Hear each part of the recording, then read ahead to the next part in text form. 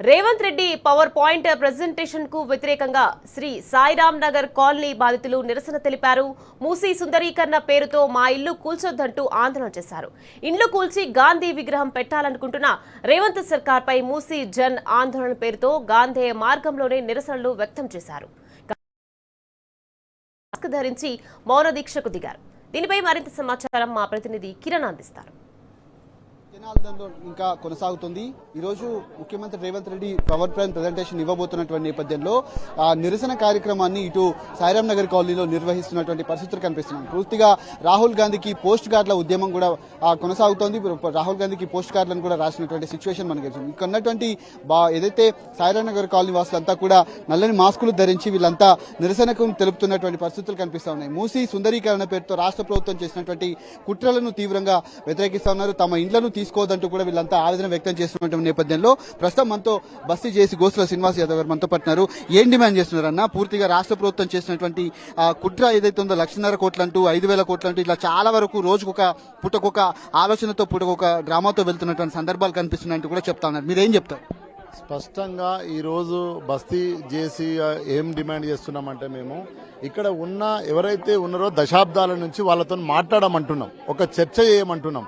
వాళ్ళతో మాట్లాడకుండా వాళ్ళని రాత్రి రెడ్ మార్క్ చేస్తే వాళ్ళు ఎక్కడికి పోవాలి? దశాబ్దాల నుంచి 20 గదాలు 40 గదాలు 50 గదాలు 100 గదాలలో కట్టుకున్న ఇండ్లు, అదేవిధంగా కష్టం చేసి పింఛన్ డబ్బులు ఊర్లో ఎంతో అంతో పొలం అమ్ముకొని వచ్చి ఇక్కడ కొనుక్కున్న అపార్ట్మెంట్ల ఇండ్లు, వీళ్ళందరూ కూడా ఒక్క రోజులో కట్టుకున్న వాళ్ళు కాదు కదా. దాదాపు 4-5 దశాబ్దాల నుంచి కట్టుకున్న ఇండ్లను రాత్రే నువ్వు తీసేస్తానంటే ఎక్కడికి పోవాలి? వీళ్ళతోని ప్రాథమికంగా మాట్లాడమని మేము డిమాండ్ చేస్తున్నాం. ఒకటి, రాహుల్ గాంధీ సేవ్ డెమోక్రసీ అని దేశమంతా చెప్తున్నాడు కదా. సేవ్ డెమోక్రసీలో రాజ్యాంగంలో ప్రజలతో మాట్లాడొద్దా? వాళ్ళ గూడును వాళ్ళ ఉపాధిని ధ్వంసం చేస్తున్నప్పుడు వాళ్ళతో మాట్లాడాల్సిన నైతిక బాధ్యత ఈ ప్రభుత్వానికి కదా. అది మాట్లాడకుండా రాత్రి రెడ్ మార్క్ వేసి మేము కూల్ చేస్తామంటే వీళ్ళు ఎక్కడికి పోవాలి? అందు గురించి స్పష్టంగా ప్రభుత్వం ఏం వైపు డిమాండ్ చేస్తున్నామంటే మాతో మాట్లాడండి, మాతో చర్చించండి. మీరు బుల్డోజర్లు పెట్టి మా ఇంట్లోనే కూల్చేస్తే మేము ఊరుకునేది లేదు. దశల వారీగా పోరాటాన్ని ఉధృతం చేస్తాం. ఈ రోజు డిపిఆర్ ఏదో రిలీజ్ చేస్తుంటారు, ఇంకేదో చెప్తాంటాడు ముఖ్యమంత్రి. ఈ రోజు అందుగురించి శాంతియుతంగా గాంధీ మార్గంలో ఈ రోజు మౌన దీక్షగా మాట్లాడకుండా నల్ల రిబ్బన్లు కట్టుకుని మేము ఇక్కడ దీక్ష చేయడం జరుగుతుంది. నిరసన వ్యక్తం చేయదు.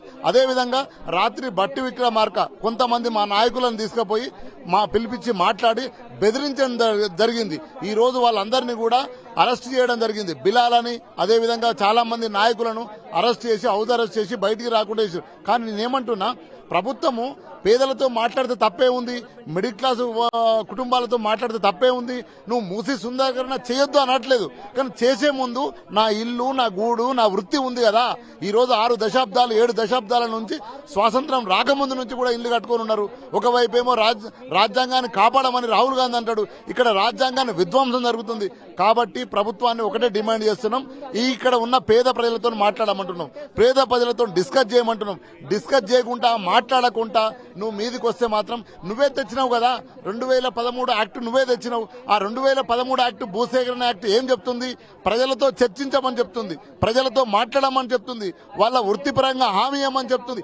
అవన్నీ చేయకుండా నువ్వు రాత్రికే బుల్డోజ్ చేస్తా, గాంధీ విగ్రహం కడతానంటే ఎవరో వద్దంటలేరు. కానీ మా ఇళ్ల పరిస్థితి ఏంది, మా జీవితాల పరిస్థితి ఏంది, మా పని పరిస్థితి ఏంది, మా కుటుంబాల పరిస్థితి ఏంది అని రిటైర్డ్ అయిన ఉద్యోగులు, అదేవిధంగా సింగిల్ ఉమెన్ ఉన్న ఇండ్లు, వీళ్ళందరూ కూడా డిమాండ్ చేస్తున్నారు. ఇప్పటికైనా ప్రభుత్వం ముఖ్యమంత్రి గారు వీళ్ళతో ప్రజాకోర్టు పెట్టి ప్రజలలో చర్చించని పక్షంలో కాంగ్రెస్ పార్టీకి మేము దశల వారీగా ఈ ఉద్యమాన్ని ముందుకు తీసుకుపోతూ పోరాటం చేస్తాం. సార్ మీరేం చెప్తారు సార్? చాలా వరకు రాష్ట్ర ప్రభుత్వం చేసేటువంటి ఈ ప్రయత్నం ఏదైతే ఉందో ఒక రకంగా చాలా రకరకాలుగా ముందుకు వెళ్తున్నటువంటి పరిస్థితులు కనిపిస్తున్నాయి. పేదల ఇండ్లకు అవసరం లేనప్పటికీ ఉన్న ప్రాంతంలోనే కట్టేటువంటి అవకాశం అయితే గత ప్రభుత్వం చూపెట్టింది, గత బీఆర్ఎస్ ప్రభుత్వం కూడా చూపెట్టింది. కానీ ఇండ్లు తీసుకుంటేనే అభివృద్ధి సాధ్యమా, మూసి ప్రక్షాళన సాధ్యమా? మీరు ఇండ్లు ఇవ్వడానికి సిద్ధంగా ఉన్నారు? చాలా తప్పు మాట్లాడుతున్నారండి. ప్రభుత్వం దుర్మార్గమైనటువంటి ఆలోచన చేస్తా ఉంది. అస్సలు అవసరం లేదు. ఎందుకు 30 మీటర్ల బఫర్ ఆల్రెడీ ఉన్నది. వాళ్ళు ఇచ్చిన పర్మిషన్స్ ప్రకారమే ఇళ్ళన్నీ కట్టుకున్నారు. వాళ్ళు వచ్చి ఇప్పుడు ఆ 30 మీటర్లలో 50 మీటర్లు 2012లోనే చేశారు. కానీ 2007 నుంచి 2012 వరకు ఇచ్చిన పర్మిషన్స్ ఏం కావాలి? జీవో 168 ఈ 2007 నుంచి 2012 వరకు పర్మిషన్స్ తో ప్రకారం కట్టుకున్నటువంటి కన్స్ట్రక్ట్ చేసుకున్నటువంటి లీగల్ హోమ్స్ అన్ని ఏమైపోవాలి?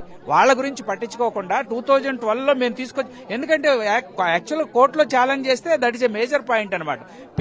పిల్లి వేయకుండా ఎందుకు వెయిట్ చేస్తున్నామంటే కేవలం ఈ డిపిఆర్ ఏదో వస్తుందని కథలుగా చెప్తూ వస్తున్నారు. ఈ రోజు కూడా ఇప్పుడే ప్రస్తుతం మాకు తెలిసింది ఏంటంటే రాత్రి కొంతమంది నాయకులతోటి సంవాదం ఏదో జరిగినది. అందులో కూడా డిపిఆర్ మేము రిలీజ్ చేయట్లేదని కూడా ప్రత్యేకంగా చెప్పడం జరిగింది. అరెస్ట్ చేశారనేది ఇప్పుడే నేను వినరా ఉన్నాను. మా హౌస్ అరెస్ట్ చేశారని చాలా దారుణమైన. యాక్చువల్ గా వాళ్ళు మేము కూడా ప్రభుత్వం మేము కూడా ఒకే పేజీలో ఉన్నాం. ఈ ప్రాజెక్ట్ వద్దని మేము అన్నట్ల. ప్రాజెక్ట్ చేసుకోండి, ఎవరు వద్దన్నారు? మీరు ఉన్నటువంటి 30 మీటర్స్ లో మీరు నిజంగా కూడా 100 అడుగుల రోడ్డు ఇదర్ సైడ్ మూసాలో గానీ ఈసాలో గానీ అటుపక్క ఇటుపక్క 100 అడుగుల రోడ్లు వేసుకోవచ్చు. తర్వాత మీరు ఈ 2 నదులు కలిసే కాన్ఫ్లుయెన్స్ దగ్గర మీరు గాంధీ విగ్రహం పెట్టుకోవచ్చు. ఎట్టి పరిస్థితుల్లో తర్వాత ప్రభుత్వ భూములు ఉన్నాయి. 250 ఎకరాలు ప్రభుత్వ భూములు వలంతారి లాంటి సంస్థ దగ్గర నుంచి తీసుకున్నాను. నేను వ్యవసాయ శాస్త్రవేత్త, నేను కేంద్ర ప్రభుత్వంలో పనిచేస్తా ఉన్నాను. అయితే మా ప్రభుత్వ భూములు కూడా కొన్ని తీసుకున్నారు. అవన్నీ తీసుకున్నారు. రిక్రియేషన్ కానీ సుందరీకరణ చేయాలన్నా కానీ నైట్ లైఫ్ ఎన్హాన్స్ చేయాలన్నా సరే వీళ్ళు యాక్చువల్ గా వీళ్ళు చేస్తుంది ఏంటంటే పేదవాళ్ళ మిడిల్ క్లాస్ ప్రజల యొక్క భూములు తీసుకొని వాళ్ళు రియల్ ఎస్టేట్ చేయాలని చూస్తున్నారు. అంతకన్నా అసలు ఇందులో అవకాశమే లేదండి. అసలు వాళ్ళు చేయాల్సిన అవసరం లేదు. బ్యూటిఫికేషనే అయితే గనక, ప్రక్షాళనే అయితే గనక ఇది చేయాల్సిన అవసరం లేదు. Thank you. ఇది వారు చెప్తున్నారు. సార్ మీరేం డిమాండ్ చేస్తున్నారు సార్? ఇప్పటికే రాష్ట్ర ప్రభుత్వం వెళ్ళినటువంటి పరిస్థితి మనకు ముందు కనిపిస్తా ఉంది. ఈ రోజు డిపిఆర్ ఇవ్వబోతున్నారు, పవర్ ప్లాంట్ ప్రజెంటేషన్ కూడా ఇవ్వబోతున్నట్టుగా తెలుస్తుంది. మీరేం చెప్తారు? చివరిసారిగా రాష్ట్ర ప్రభుత్వానికి ఏం డిమాండ్ చేస్తున్నారు? నా పేరు హరికృష్ణారావు అండి. సన్ సిటీ నుంచి వచ్చాను.